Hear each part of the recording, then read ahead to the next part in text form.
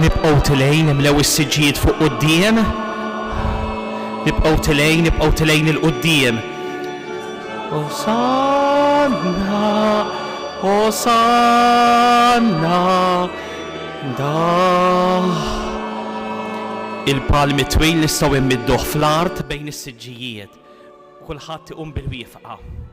Nibqgħu tilejn imlew is-siġġijiet fuq quddiem. It-tfal jibqgħu ġejjin fuq quddiem.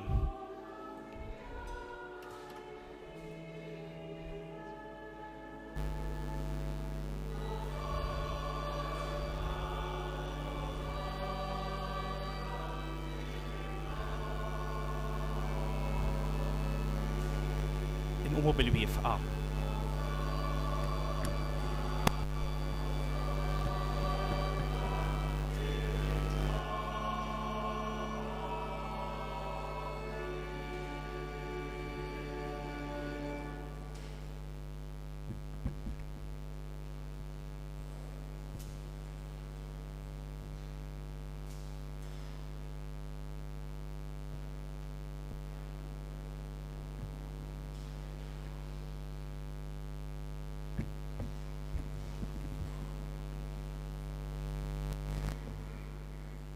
Nitolbu u Alla ta' dejjem li tista' kollox, int lilna l-bnedmin tajt eżempju ta' umiltà, meta rid li s-Salvatur tagħna jsir bniedem bħalna u jieħu l-mewt tas-salib. Fil-ħnina tiegħek għatina li s-sabar tiegħu ikun ta' tagħlim għalina u li jistħoqilna nissieħbu miegħu fil-qawmina l-ħajja bibnek Ġesu Kristu Sidna li hu Alla u miegħek jgħix u jisaltan flimkien mal-Ispirtu Santu għal dejjem ta' dejjem. Amen.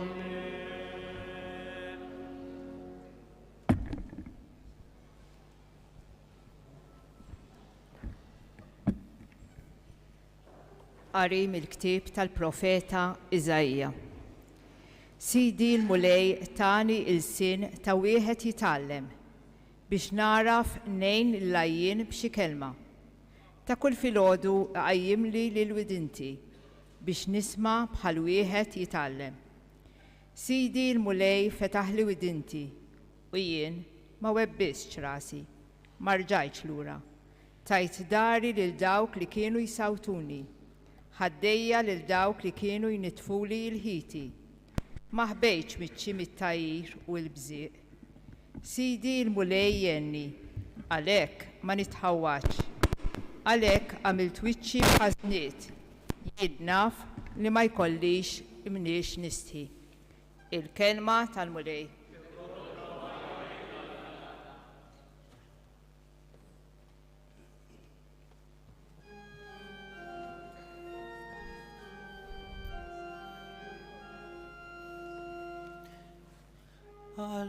Alla tiegħi għaliex tlaqtni.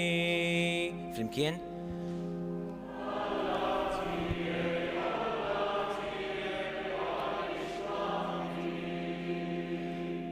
Daw kollha li jarawni jitku bija, jgħajbuni jħarku rashom u jgħidu fidejn il-mulej jintelaq ħajjeħilsu,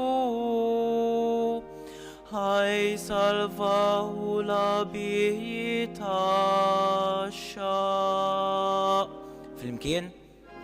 Alla tiegħi għaliex tlaqtni. Ara l-klib daru miegħi, ġema ta' nies ħżiena trosni, tabu l-idejja u riġlejja, nista' notadmi kollu. Flimkien? Alla tiegħi għaliex tlaqtni. Wejġi qasmu bejnietom, għal-libsa tiegħi jaqtaw ix-xorti, imma int mulejla titbieħeġ għajnuna tiegħi fit-texenni. Flimkien. Alla tiegħi għaliex tlaqtni. Jinxandar ismek li l-ħuti f'nofs il-ġeman faħrek. Faħru l-molejn tom li għandkom il-biża tiegħu. Sepu intom il-kollu li Ġakob. Ibsew minn intom il-koll nisel ta' Izrael. Flimkien. Alla tiegħi għaliex tlaqtni. Alla tiegħi għaliex tlaqtni.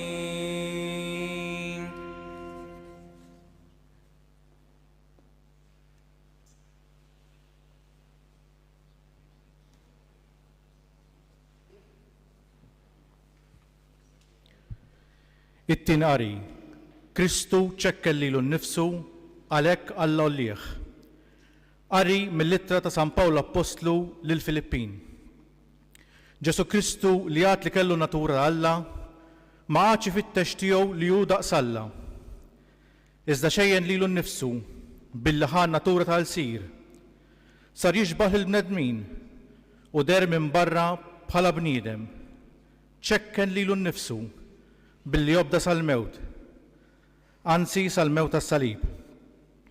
Għalhekk Alla li jħsas mewwiet u żejnu bl-isem li hu fuq kull isem. Biex fl-isem ta' Ġesu, fis-sema, fl-art u fih l-art, il-ħlejjaq kollha jinżlu għarkub tejhom u kull il-sien jistqar. Ġesu Kristu u l-mulej għal glorja ta' Alla l-Missier. Il-kelma tal-mulej.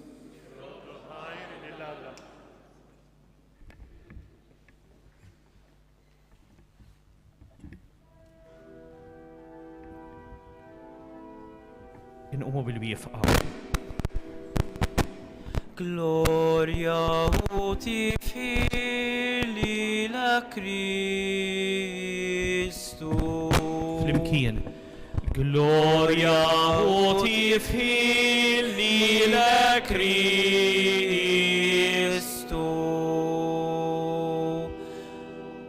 Minħabba fina Kristu obda sal-mewt, anzi sal-mewt tas-salib.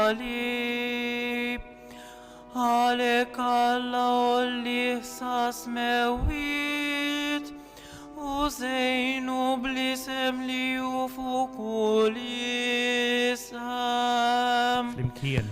Gloria uti fili la Kristu.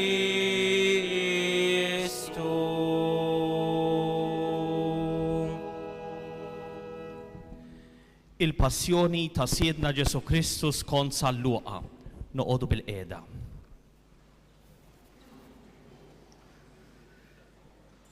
Meta sar il-ħin, Ġesu għad fuq il-mejda flimkien mal-Apostli u qalilhom: kelli xewqa kbira nagħmel dil-ikla tal-għid magħkom qabel ma nbagħti.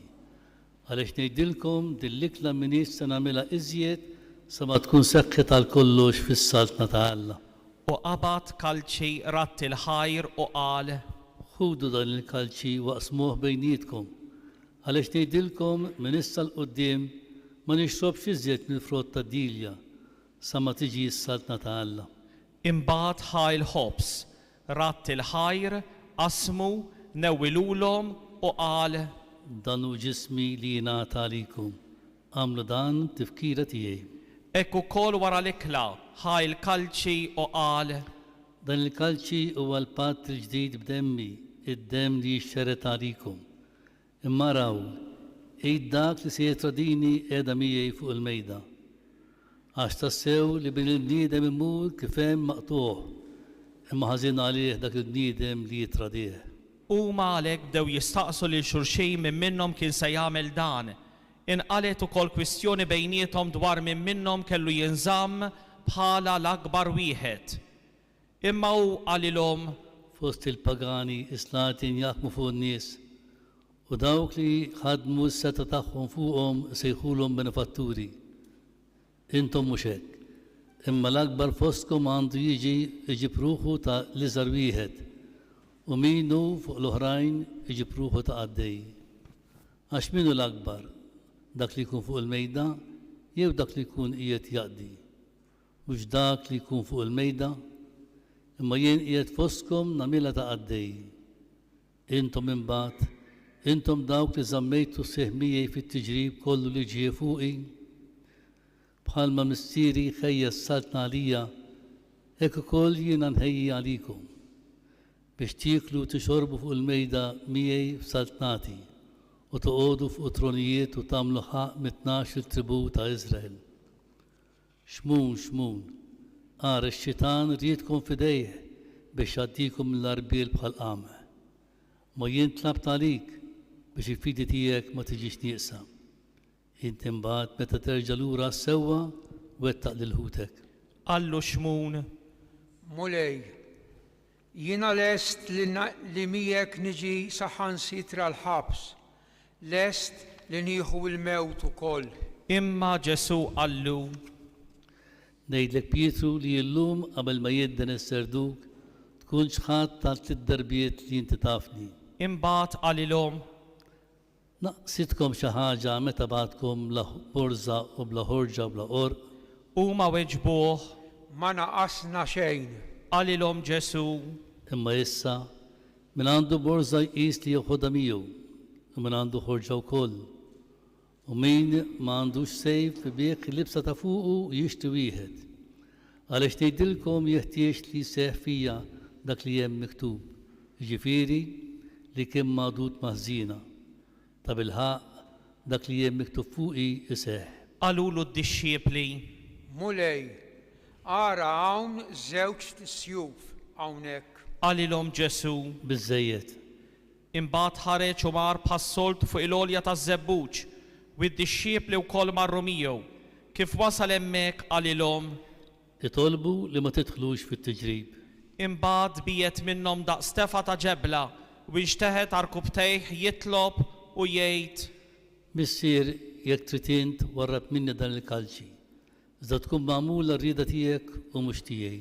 Dierlu anġlu mis-sema biex jagħmillu l-qalb. Immu ħaż dwejjaq tal-mewt fuqu u beda jitlob ħerqa akbar. Il-għaraq saru bħal qtar tad-demm miċarċar mal-art.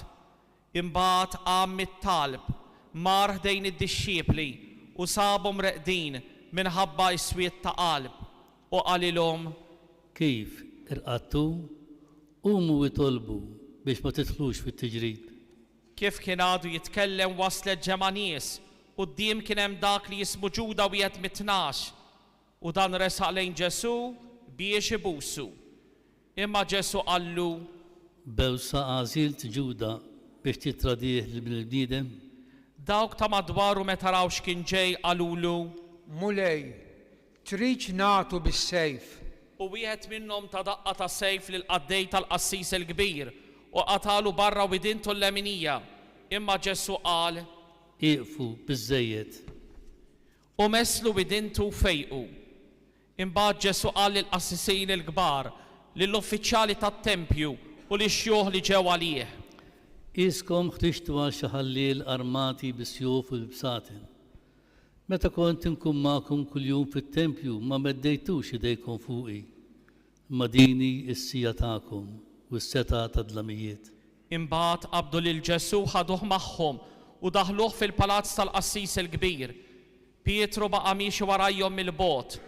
Meta imbagħad qabdu n-nar f'nofs il-bitħa u nxteħtu bil-qiegħda madwaru, Pietru marqad bil-qiegħda f'nofshom. Imma kif kien hemm bil-qiegħda ma' ġenb in-nar, ratu waħda għaddejja u waħlet għajnejja fuqu u qalet. Dan ukoll kien miegħu. Iżdu ċaħat u qalilha. Mara, anqas biex nafu. Wara ftit raħ xi ħadd ieħor u qallu. Intu ukoll wieħed minnhom. Imma Pietru wieġbu. Le sieħeb minix. Għaddiet xi sija u raġa kien hemm ieħor li beda jisħaq u jgħid. Iva, tassew, dan ukoll kemm miegħu għax dan ukoll mill-Galilija. Iżda Pietru qallu ma nafx x'inti tgħid sieħeb. u minnu fih kif kien għadu jitkellem is-serdok idden. U l-mulej dar u ħares lem Pietru u Pietru ftakar fil-kelma li l-mulej kien qallu illum qabel ma jidden is-serdok int kun ġaġħatni 3 darbiet. U ħareġ il-barra jibki biki taqsim il-qalb. L-irġiel li kienu qegħdin iżommu lil Ġesu bdew jadduh biż-żufjet u jsawtuh u għattewlu wiċċu u bdew jistaqsuh u jgħidulu Aqta min tajilek din id-daqqa. u għadu jajruh b'ħafna kliem ieħor. Meta sebaħ iltaqet il-ġema tax-xjuħ tal-poplu, il-qassisin il-kbar u l-kittieba u ħatu lil Ġesu quddiem is-sinedriju tagħhom u qalulu Jekk inti il-Messija, għejdilna. iżda hu weġibhom Jekk ngħidilkom ma temnux, jekk nistaqsikom ma tweġbux, ma minn issa il-qudiem bin il-bniedem ikun bil-qiegħda in-naħħa tal-lemin ta' Alla li jista' kollox. u l-kol qalulu Inti mela li ben ta' Alla, qalilhom Ġesu Intom stess qegħdin tgħiduh, iva jien. u huma qalu xi ħtieġa għandna iżjed ta' xhieda, għax smajnija aħna minn fommu stess. imbagħad qamet il-ġema kollha u ħaduh għand Pilatu. U bdew jakkużawh u jgħidu Aħna sibna il dan il-bniedem qiegħed ixewwex lil-ġens tagħna li mhuwiex iħalli lil min ħallas it-taxxa lil Ċesari u li qiegħed jgħid li hu il-Messija Sultan. Pilatu staqsih u qallu Inti is-Sultan tal-Lut? u hu wieġbu. Int qiegħed tgħidu. Pilatu qal lill-qassisin il-kbar u l-kotra tan-nies Ebda ħtija ma nsib f'dan il-bniedem iżda huma baqgħu jinsistu u jgħidu qiegħed ixewwex lill-poplu u jgħallem fil-ludija kollha ibda mill-Galilija sa hawnhekk stess. kif sama dan, Pilatu staqsa jekk dan ir-raġel kienx mill-Galilija.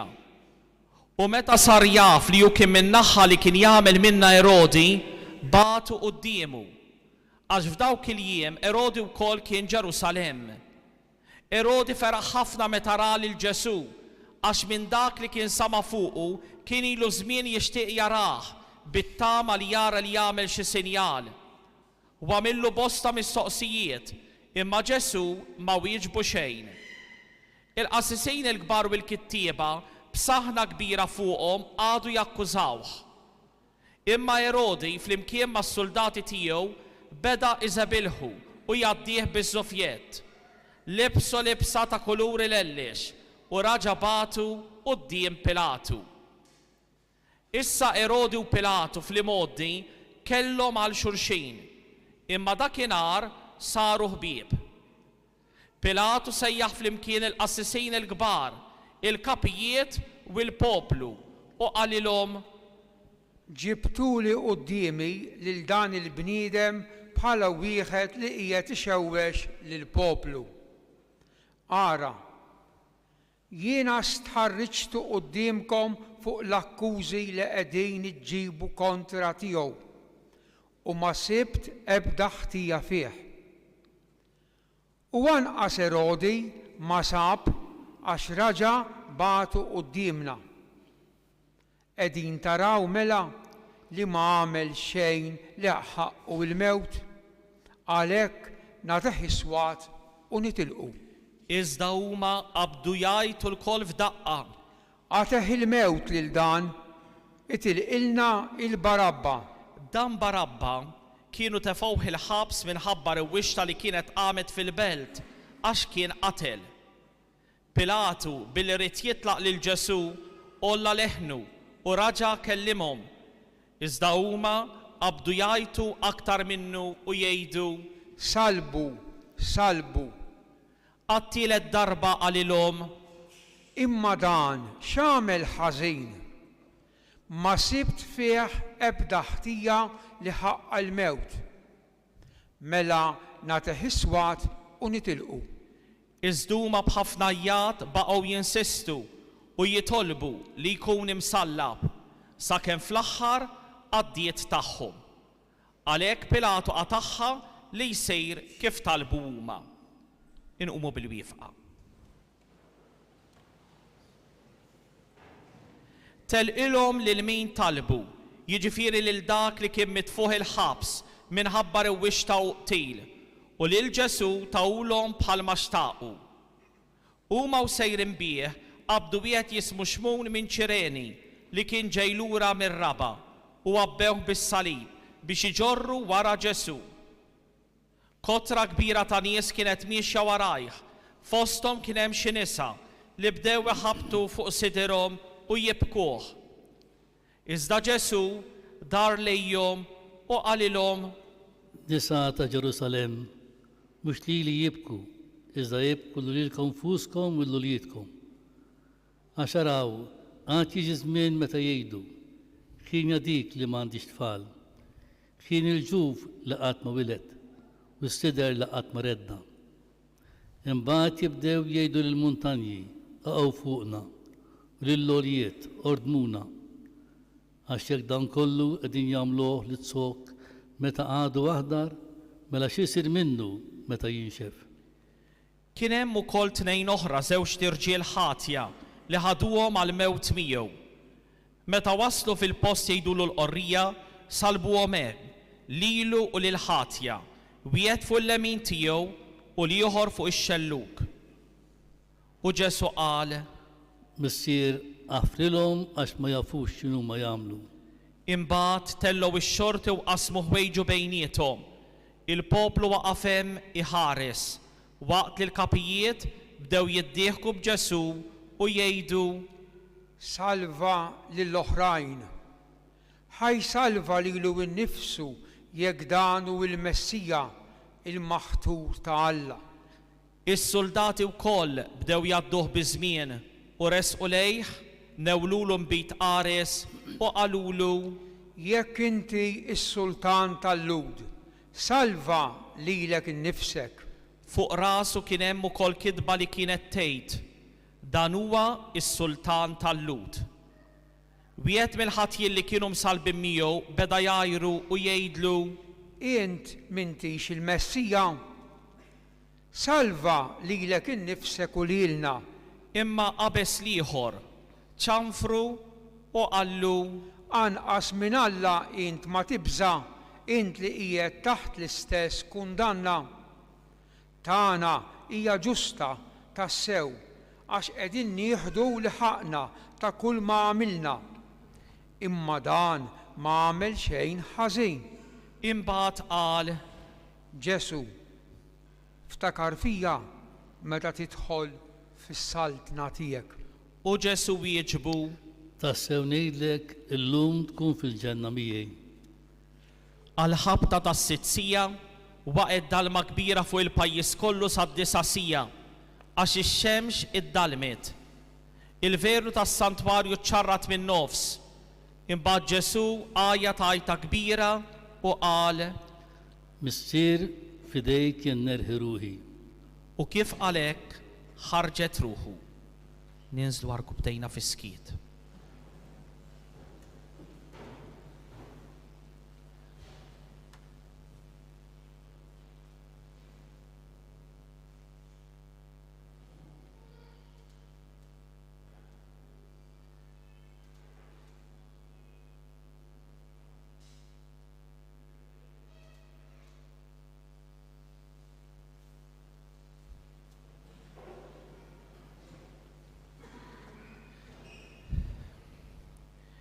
Iċ-ċenturjun meta rax ġara beda jfaħħar lil Alla u jgħid: Tassew li dan bniedem ġust.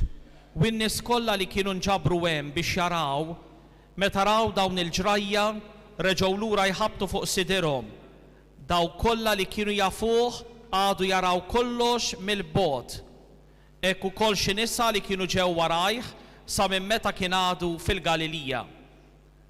U kien hemm wieħed jismu Ġuseppi, membru tal-Kunsill, imma raġel tajjeb u ġust li ma kienx qabel mal-membri l-oħra f'dak li ridu u f'dak li jagħmlu. Kien minn Arimatija, il-belt tal-Ludija, u kien jistenna is-saltna ta' Alla. Dan marant Pilatu u talbu l-ġisem ta' Ġesu. Niżlu mis-salib, kefnu fl-iżar u qiegħdu f'qabar maqtuħ fil-blat li fih kien għadu ma tqiegħed ħadd. Dakinhar kien jum it-tħejjija u s-sibt kien għoddu beda. In-nisa li kienu ġew mill-Galilija ma' Ġesu marru wara Ġuseppi u raw il-qabar u kif kienu qiegħdu il-katavru. Imbagħad reġgħu lura u ħejjew il-fwejjaħ u l-mirra.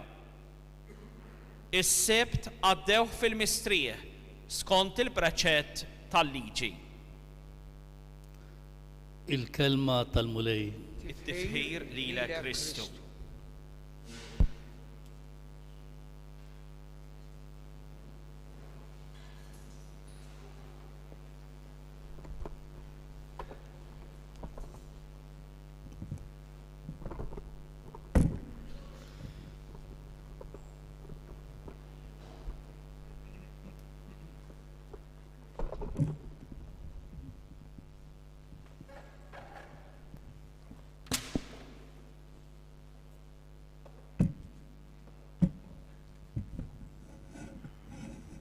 Meta niftakru li l-istorja li għadna kif smajna, il-protagonista tagħha mhux bniedem komuni. Imma hu Alla illi seta' jeħles kif ried u meta ried minn dawk kollha li kienu qegħdin jippersegwitaw u jsawtuh u jsalbuh. Jiena naħseb illi l-kol kemm ħana nibqgħu bħalqna miftuħ. X'irid jurina b'dan kollu? Salluqa fl-aħħar, kważi fl-aħħar tal-istorja li għadna kif smajna jgħid u n-nisa għadu hemm jaraw. Traduzzjoni iktar preċiża tgħid u n-nisa raw it-teorija. It-teorija. Jew aħjar in-nisa raw il-wirja ta' Alla. Ġesu imsallab. Alla tagħna hu imsallab. Alla tagħna mhux dak li jikmanda, Alla tagħna mhux dak li jġiel lil min jaqdih, Alla tagħna mhux dak illi jippersegwita u jikkastiga, imma bil-maqlub. Alla tagħna hu dak li jiġi kmandat, Alla tagħna hu dak li jaqdi, Alla tagħna hu dak li jiġi persegwitat, li jiġi kastigat. U allura bir-raġun iż-żewġ proċessi li għamlulu żewġ proċessi lil Ġesu. Wieħed għamlulu l-Lot, Kajfa u s-Sinedriju, u l-ieħor għamlulu Pilatu. U f'Salluq għandna proċess ieħor, il-proċess li għamillu Erodi. U allura bir-raġun dawn ma kinux kapaċi jarfu illi dak il-bniedem li Ġesu kien tassew Alla għaliex, għax huma kellhom idea totalment differenti ta' Alla. Immaġinaw il-Lot li kien ilhom jistennew tant il-Messija illi jiġi f'nofshom biex jeħlishom bil-qawwa, bis-seta tas-sjuf, bis-seta tal-ġlied mir-Rumani, imbagħad jiġi dan u qiegħed iħalli lil min isawtu. Mhux tal-li hekk, tal-li qiegħed jgħidilhom isma' jien liben ta' Alla, hekk qalilhom x'ma jiskandalizzawx ruħhom. Jekk kienu qegħdin jistennew Alla totalment differenti. Iben ta' Alla Messija totalment differenti. U allura Ġesu jippreżentalna r-ritratt veru tal-Missier fil-passjoni tiegħu b'mod partikolari. U lil-Lot kif jgħid lilna jgħidilhom illi bin il-bniedem huwa veru li ben ta' Alla, huwa veru Alla, daqskemm hu kapaċi jħobb, daqskemm hu kapaċi jissottometti ruħu, daqskemm hu kapaċi jaqdi, daqskemm hu kapaċi jħoss għall-bnedmin l-oħra u jipprova jgħin lill-bnedmin l-oħra. Ippreżentalna idea ta' Alla totalment differenti, mhux biss minn dik li kellhom il-Lot, imma anke minn dik li kultant għandna aħna. U l-istess Pilatu, u nikkonkludi. L-istess Pilatu. Pilatu jista' imint sultan, imma sultan hekk. Sultan ħalli lil min jorbtu, is-soldati tiegħek fejn huma? Ħadd ma qabeż għalejk. Imma s-sultan ħalli lil min jagħmel bih li jrejt, int sultan. Iwa Ġesu jgħidlu jien sultan. Jien sultan, fi kliem ieħor jien re, jien bniedem realizzat. Bniedem regalizzat, realizzat. Kemm nitkellmu minn realizzazzjoni tal-bniedem illum. Tirrealizza lilek innifsek, tafferma lilek innifsek. Ġesu qiegħed jgħidlu jien bniedem realizzat, re. Il-kelma re ġejja minn realizzat, jew realizzat ġejja mill-kelma re. Iwa. Il-bniedem realizzat minnu? Differenti mill-idea li kellhom il-Lut, mill-idea li kellhom ir-Rumani u mill-idea li għandi jien u li għandek int. Aħna minnajna l-bniedem realizzatu dak li qiegħed sewwa, dak li għandu ħafna flus, dak li jgħaddi minn fejn irid, dak li mhux importanti kemm jagħti minn kbejħ, l-importanti li jasal fejn irid jasal, hekk minn għalina l-bniedem realizzat.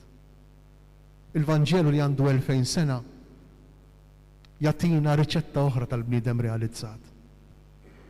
U l-bniedem li lest li jgħin lil ħaddieħor, li lest li jbati għal ħaddieħor, li lest li jħobb il-ħaddieħor. Ippruvaw riflettu ftit fil-familji tagħkom. Kieku ma jkunx hemm xi ħadd li jbati xi ftit għall-oħrajn, forsi xi ħadd li jbati naqra iktar għall-oħrajn. Kieku x'jiġri? Kemm tkampa l-familja? Ippruvaw riflettu ftit li kieku il-koppja, ir-raġel u l-mara jgħidu jiena ma rridx imbagħti iktar. Jien ma rridx nagħmel iktar xejn għal ħaddieħor. X'jiġri? X'jiġri? Minu l-bniedem realizzat? Il-bniedem ta' veru. U allura qegħdin niċċelebraw mhux biss l-istorja u l-ġraja ta' Ġesu, imma qegħdin niċċelebraw lill-Alla veru, Alla li jħobb, Alla li jaħfer, Alla li jħen, u lill-bniedem ta' veru. Il-bniedem li biex ikun ta' veru tas-sew irid jimita lil dak li jagħmlu.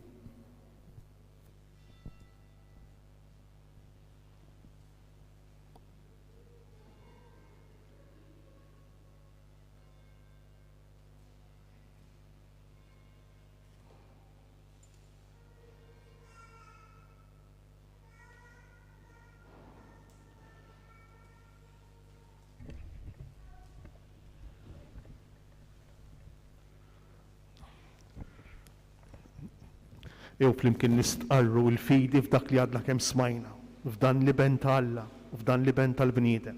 Jiena nemmen f'Alla wieħed, il-Missier li jista' kollox, li ħalaq is-sema u l-art, dak kollu li jidher u dak li ma jidirx. U f'mulej wieħed Ġesu Kristu, ibn waħdini ta' Alla, imnisser mill-Missier qabel kull żmien, Alla minn Alla, dawl minn dawl, Alla veru minn Alla veru, imnisser mhux magħmul, natura waħda mal-Missier u bih sar kollox. Niżel mis-smewiet għalina l-bnedmin u għal-fidwa tagħna u ħal-ġisem bis-seta tal-Ispiritu Santu minn Marija Verġni u sar bniedem. Salbuha għalina bata taħt Ponzu Pilatu, mitu difnu. Fit-tielet jum għamil li mwiet skont il-kodba mqazza u tela s-sema qiegħed fuq il-lemin tal-Missier. U għandu jerġa' jiġi bil-glorja biex jagħmel ħaq mill-ħajjin u mill-mejtin. Is-saltna tiegħu ma jkollix tmiem u fl-Ispiritu Santu mulej li jagħti l-ħajja li ġej mill-Missier u mill-Liben, li hu meqjum u mweġġaħ flimkien mal-Missier u mal-Liben u li tkellem fom il-profeti fi knisja waħda qaddisa kattolika apostolika, nistqarma mudija waħda għal maħfra ta' tnubiet, nistenna l-qawma mill-imwiet u l-ħajja tasbil li ġej. Amen. Aħna u niċċelebraw il-lum il-passjoni tal-Mulej Ġesu u dħul glorjus tiegħu fil-belt ta' Ġerusalem. Fiċ-ċokontana nitolbu lill-Alla biex aħna li bil-ferħ il-qajna bil-frijaj tal-palm u z-zebbuċ fidejna lil-Kristu is-Sultan. Ek nidru qoddimu meta jasal il-waqt bidejna mimlija bil-frott ta' emejjel tajba.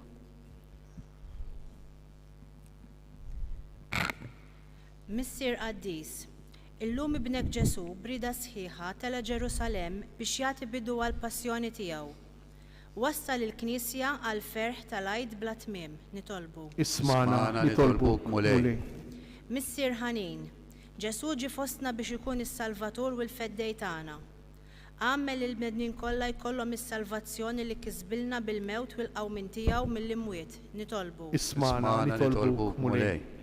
Missier Setan, ibnek Ġesu ġi jiġbor l-uliet li kienu mxerdin. Reġġa lura lil dawk kollha li tbedu minnek u li tilfu it-triq it-tajba. Nitolbu. Ismana nitolbuk mulej. Missier ħanin li tista' kollox. Daħħal filena ta' dejjem lil Marija Grek, Mario Azzoppardi u Ċettina Debrinkat u lil mejtin ħutna u saħħaħ ir-rabta tagħhom magħna bix-xirka ta' kull ġid spiritwali. Nitolbu. Ismana nitolbuk mulej. Missier Tjieba, Ġesu ta' kotra ta' grazzi lid-dinja bil-passjoni tiegħu. Għatina l-grazzi kollha li neħtieġu biex nibqgħu dejjem fidili lejk. Nitolbu. Ismana nitolbuk mulej.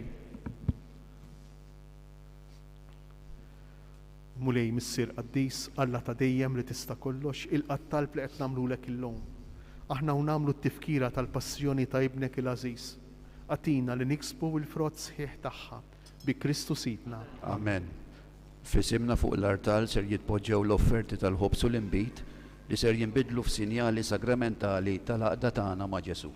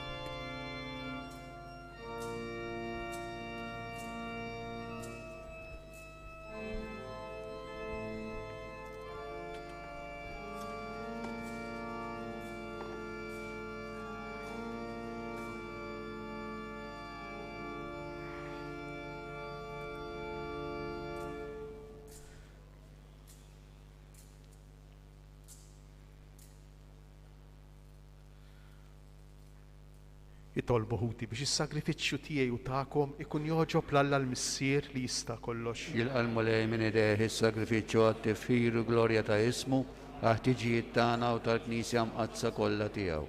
Għall-passjoni ta' ibnek il-waħdini, taffi issa mulej il-korla tiegħek għalina, mhux għax jistoqilna minħabba xi emil tajjeb tagħna. Iżda bil-qawwa tal-ħnina tiegħek u ta' dan is-sagrifiċċju waħdini li sejrin nofrulek bi Kristu Sidna. Amen. Il-mulej ma'kom. U miegħek ukoll. Nerfgħu qlubna l fuq. Nerfgħuhom lejn il-mulej. Nisuħar lil-mulej Alla tagħna. Hekk sewwa u xira. Sewwa u xieraq tas-sew mulej, Missier Qaddis, Alla ta' dejjem li tista' kollox. Tajjeb u taġit għalina li dejjem u kull imkien inroddulek ħajr bi Kristu Sidna. U li ma kellux ħtija, oġbu jbati għal ħatja. u għal-ħżiena jilqa l-kundanna li ma kienx ħaqqu. Bil-mewt tiegħu ħassar il-ħtijiet tagħna u bil-qawmin tiegħu għal-ħajja kiseb għalina il-ġustifikazzjoni. Għalhekk flimkien mal-anġli kollha aħna wkoll infaħruk u b'ferħ kbir intennulek.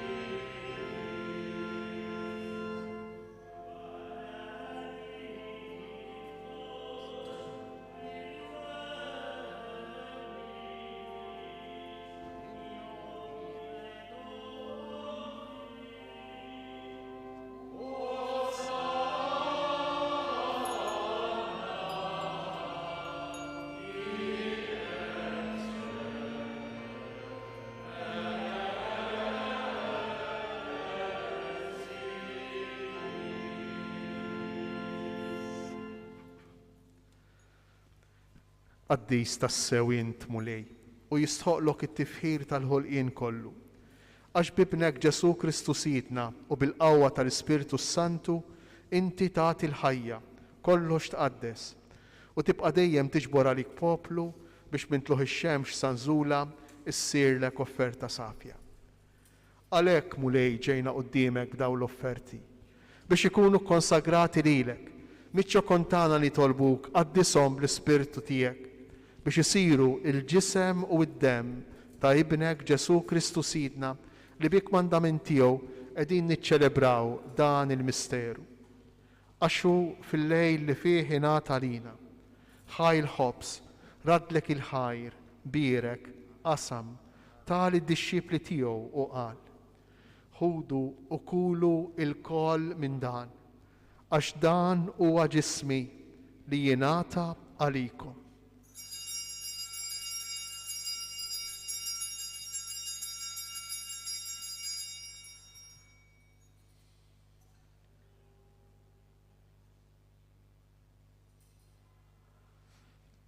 Ekku kol wara l-ikla, ħal kalċi, radlek il-ħajr, birek, tali d-dixxipli tiegħu u qal: ħudu u ixorbu minnu il-kol, għax dan huwa l-kalċi ta' demmi, tal-patt il-ġdid li jibqal dejjem, id-demm li jixxerret għalikom u għall-bnedmin kollha għal maħfra ta' dnubiet. Għamlu dan b'tifkira tiegħi.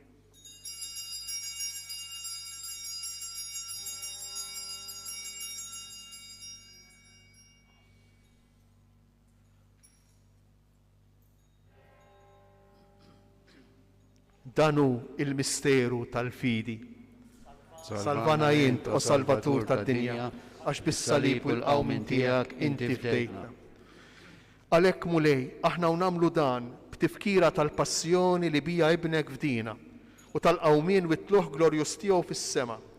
Aħna li qegħdin nistennew u nittamaw it-tieni miġja tiegħu bratti l-ħajr nofrulek dan is-sagrifiċċju ħaj u qaddis. Ħares nitolbuk lejn l-offerta tal-Knisja tiegħek, għaraf fija l-vittma li bis-sagrifiċċju tagħha rid terġa' tħabbibna miegħek. Għamel li aħna li ser nissieħbu fil-ġisem u d-dem ta' ibnek, nimtlew bl-Ispirtu Qaddis tiegħu u nkunu ġisem wieħed u ruħ waħda fi Kristu.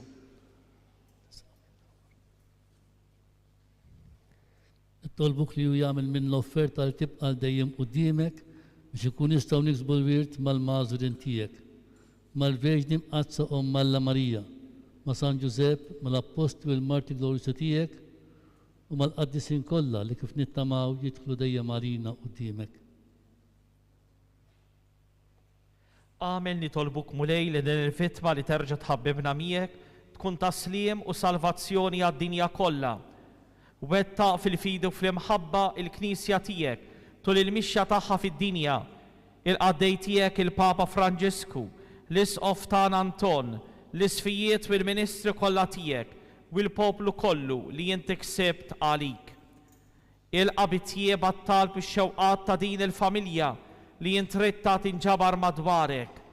Qader mis-serħanin li l-uliedek kollha kull fejn jinsabu u waqqadhom miegħek il-koll.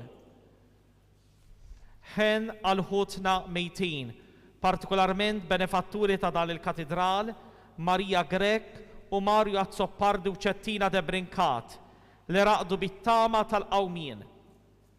Daħħalhom fis-saltna tiegħek, fejn nittamaw li aħna wkoll qed naslu biex il-koll flimkien nitaxqu għal dejjem bis-sebħ tiegħek bi Kristu siedna li bih tfawwar id-dinja b'kull ġid.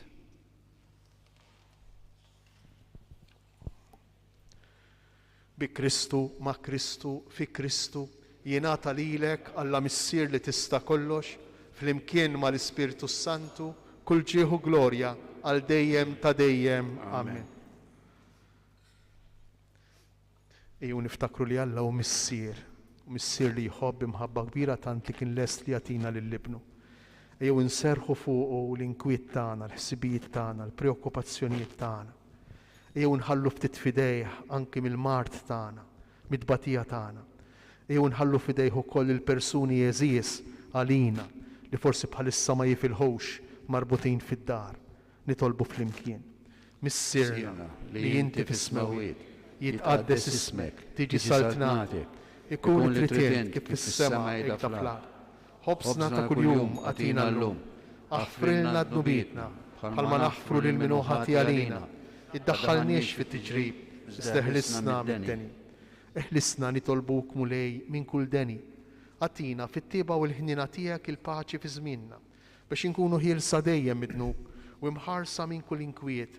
Aħna u nistennew u nittamaw lejna u l-miġja tas-Salvatur tagħna Ġesu Kristu. Għax tiegħek issaltna l-qawwa glorja għal dejjem. Mulej Ġesu Kristu li qed lill-apostli tiegħek inħallilkom isliem nagħtikom isliem tiegħi. Tħarix lejn dnubietna, iżda ħares lejn il-fidi tal-Knisja tiegħek. Għatija sliem u laqda li jint trid fija, int li tgħix wis-saltan għal dejjem ta' dejjem. Amen. Il-paċi tal-mulej tkun dejjem magħkom. Miegħek ukoll. Għatu l-paċi lil xulxin.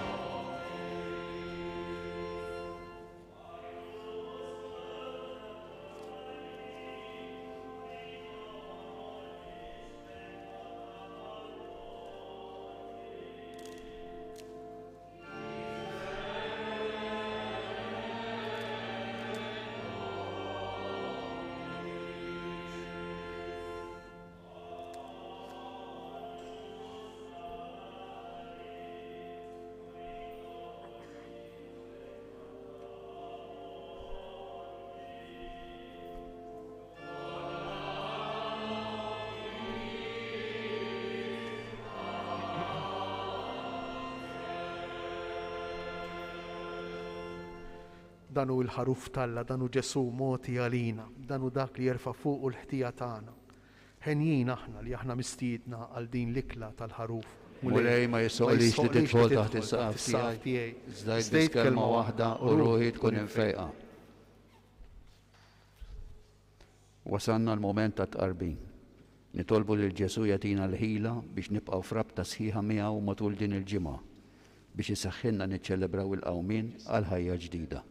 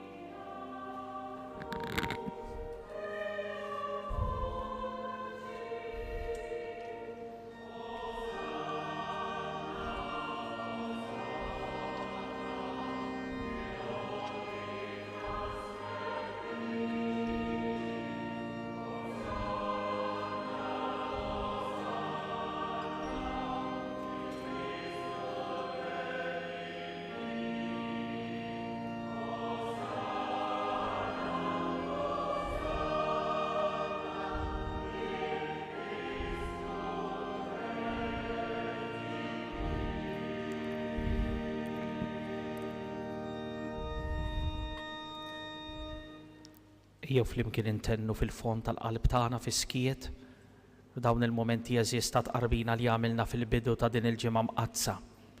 Osanna lil Ġesu, ir-Re Divin tagħna. Bil-mewt tiegħu inti fejjaqtna u ħlistna fil-mewt tagħna. Ħallina nissieħbu miegħek f'mewt tixbaħ lil tiegħek biex naslu għal ħajja l-ġdida tal-qawmien. Nadurawk o Ġesu imberkuk. Namlilkom xi avviżi illum il-ġbir fil-qudies huwa kollu speċjali biex ikopru l-ispejjeż mhux żgħar li jkollha il-parroċċa f'dawn il-jiem eżies tal-ġimgħa mqazza.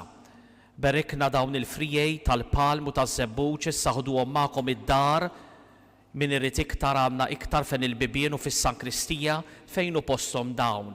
Dawn jitqiegħdu ħdejn ix-xbija tal-kurċifiss li għandna fid-dar u fil-postijiet tax-xogħol.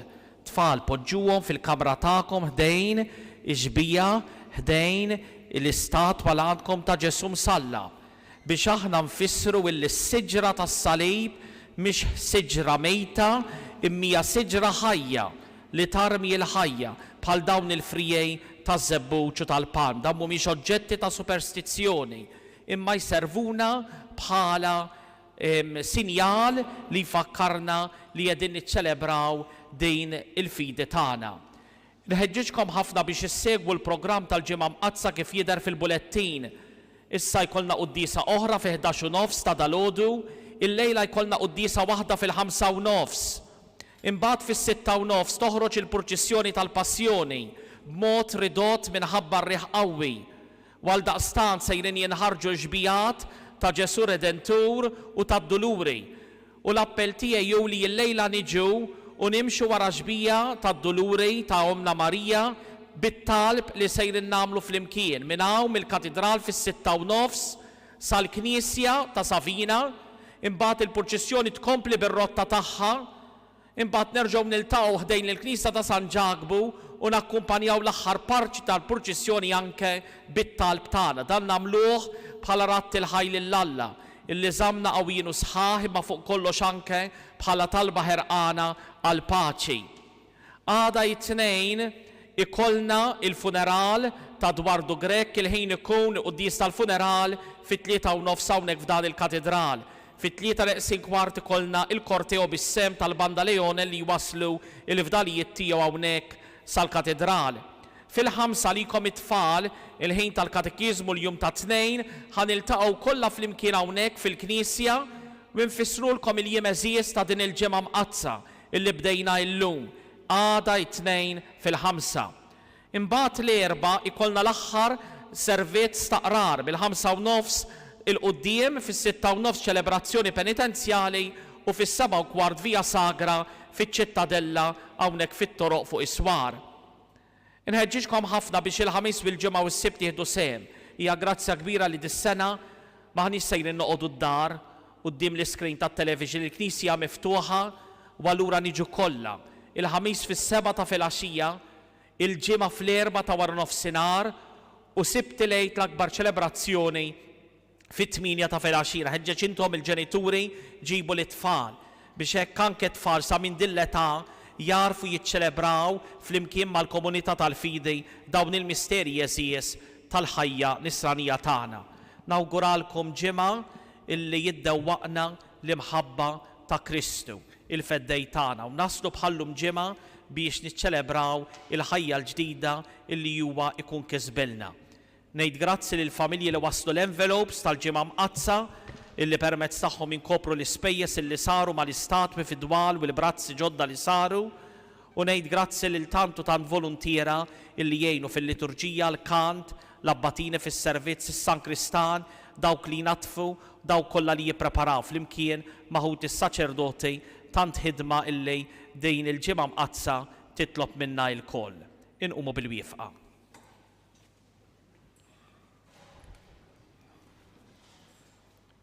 Nitolbu. Issa li tqarbilna bid-don qaddis tiegħek fiċ-ċokontana mulej nitolbuk biex bħalma bil-mewt ta' ibnek tajtna t-tama tal-ħwejjeġ li nemnu Ekk ukoll bil-qawmin tiegħu għall-ħajja twassalna l-premju li lejha aħna mixja. Bi Kristu Sidna. Amen.